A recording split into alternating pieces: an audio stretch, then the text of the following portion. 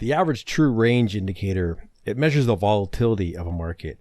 And that information can help us do several things. We can decide if a market is volatile enough to trade when we compare it to its recent past, what price to enter on a breakout, where our stop loss should rest, and where to trail our stop to let the market run to larger profits. At Netpicks, one of our constant themes is to hammer home the importance of managing your risk. Without risk management that protects your capital, you're only one losing streak away from flaming out. The ATR indicator measures the price movement of an instrument. Knowing how far a price can move during an intraday session, it's good information for day traders. It makes no sense to enter directional trades if the instrument has already surpassed its average range for the day. Day traders who start at the beginning of a session can determine in advance what their expectations should be in terms of profit potential for the day by noting the current reading of the ATR.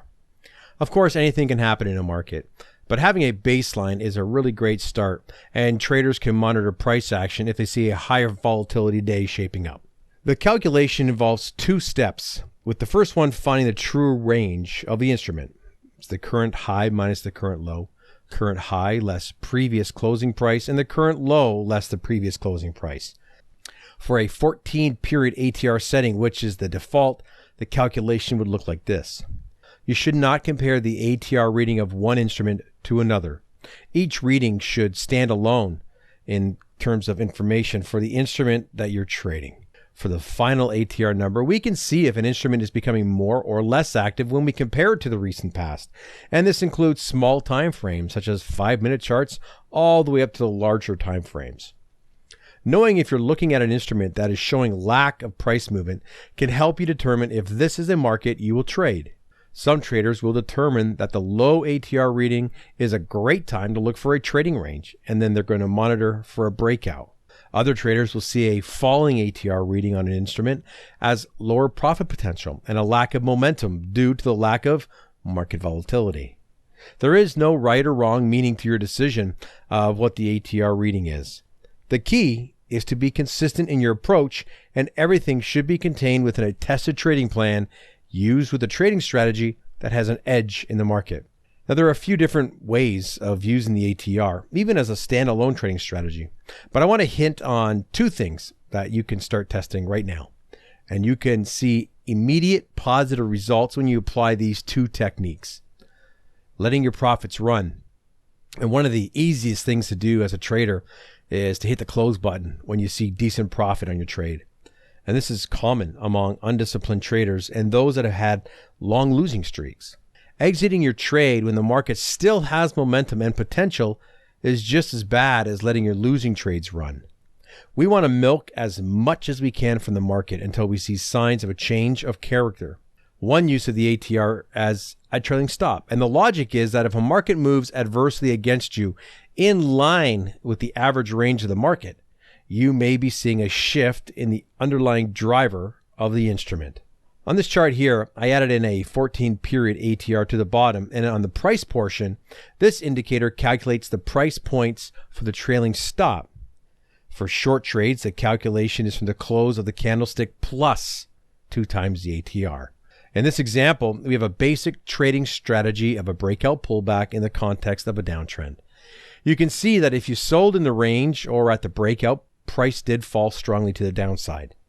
The ATR trailing stop is calculated at every candlestick close, which allows you to take advantage of this move until adverse price action takes you out.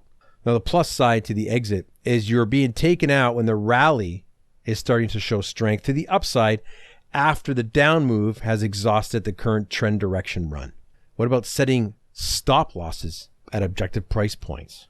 Setting your stop loss, look, it's vital to protecting your capital. And while some traders will keep a mental stop, the main point is knowing where to exit when price is pulling against you. And the key is to find a place on the chart that it takes into account the momentum in the market. It allows for the ebb and the flow of price movement. Exit your trade, perhaps at a loss, when the trading conditions are not optimal. And the way to do it is to use a multiple of the ATR to set your stop loss.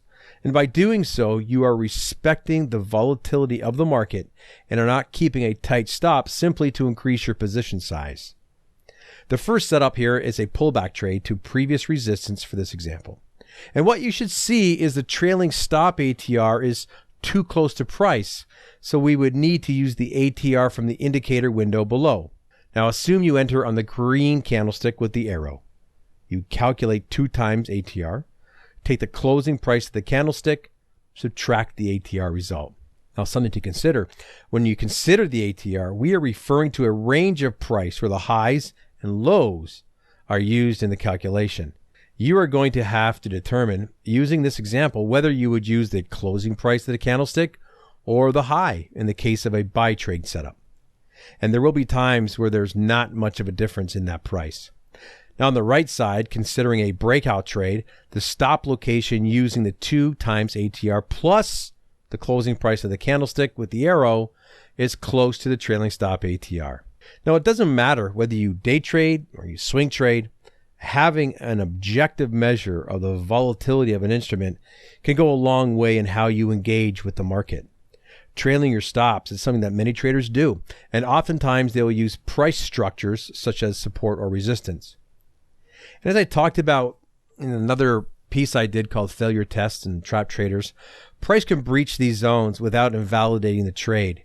You'll be taken out of the trade at the exact moment that you should be entering. We cannot argue that letting your winners keep on amassing profits until the market changes character is the only way to get alpha. If you're trading without an initial stop loss, you are flirting with disaster. Knowing where you will exit if the trade does not get positive feedback soon after entry is key to managing your risk and protecting your trading account. Using an ATR stop, it helps you keep out of the random fluctuations of the market until the trade gets in gear. You don't have to wait until the stop gets hit if you are seeing strong price action against you, which could simply mean you're just too early on the trade entry. Regardless of your use of the ATR, knowing the range of your instrument can help you decide whether to keep it on your list of instruments or set it aside until the market wakes up again.